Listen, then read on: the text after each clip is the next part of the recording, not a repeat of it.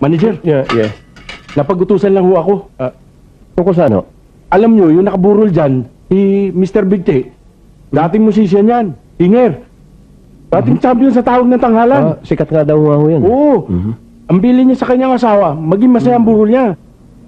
Anong ibig niyo sabihin? Magiging masaya. May kantahan. May kantahan. Okay. Ang ibig niyo sabihin, hanggang maihatid siya sa huling antungan, may kantahan. Oo. Okay, meron kami yan. Kaya lang, medyo merong bayad yan. Okay lang ho.